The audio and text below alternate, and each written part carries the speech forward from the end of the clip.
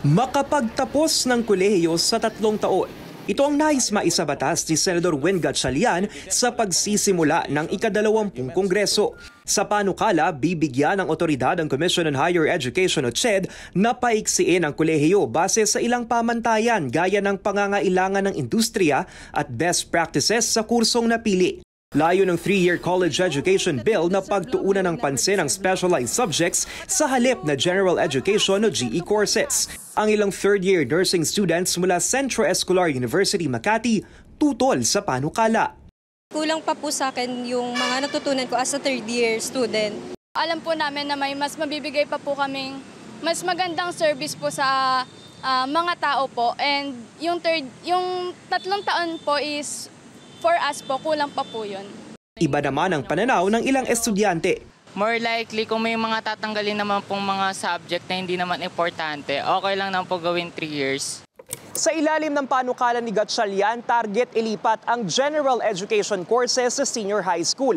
Ilan raw sa mithiin nito ang mas maraming oras para sa internship training at iwasan na yung pagdoble ng mga subjects na itinuturo sa basic education. Ang gusto lang namin through the bill, bilisan yung pagbaba ng GF subjects. At pareho across the board, hindi iba sa public, iba sa private.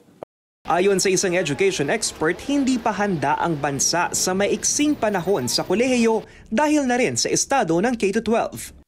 Although there are global models of 3-year college systems like in Europe and Australia, but they have strong, consistent K-12 systems and tightly designed curricula.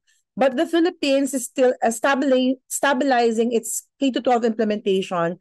Tutol rin si UP College of Education Associate Professor Liza Marie Olegario na tanggalin ang GE courses sa kolehiyo.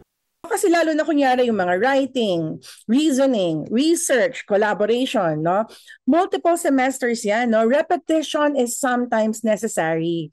Sa isang House inquiry, sinabi ng CHED na pinag-aaralan nitong bawasan ng subjects para mas mapaiksi ang oras sa pagkamit ng college degree. Nirekomenda rin ng Education Department na tanggalin ang 3 sa 8 GE courses na sakop na ng basic education. Para sa mga impormasyong napapanahon at on-demand, Lance Mexico, Newswatch Plus.